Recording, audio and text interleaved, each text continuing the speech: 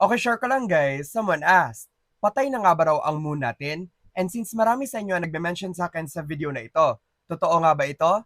Let me explain something. Actually, some researchers suggest na yes, patay na ang moon natin around 1 billion years ago pa. It was considered as geologically dead. Pero sa video na ito, hindi ito scientific explanation kundi paghahalin tulad lamang sa isang tao na si Jean Leach na recently lang ay namatay at the age of 29. But scientifically, ayon sa pag-aaral, around 3 billion years ago, ang moon natin ay may mga volcanic activities pa. Ibig sabihin may mga active volcanoes na sumasabog dito. Kaya bumuo ito ng mga lunar craters at mareas o yung pagtuyo ng lava sa surface nito. Until 1 billion years ago, ang moon natin ay naging geologically dead. Meaning wala na ito gaano mga volcanic and geologic activities dahil nag-cool down na ang interior nito.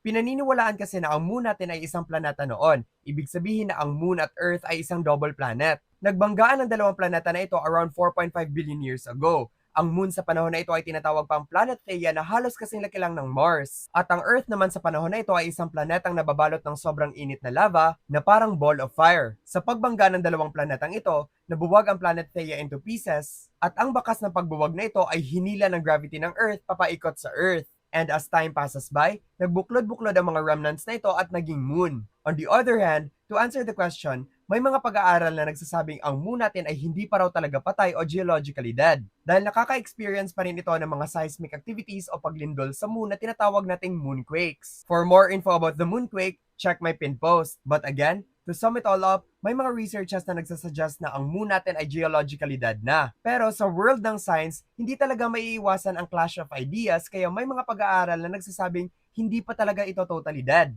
Yun lang. Bye!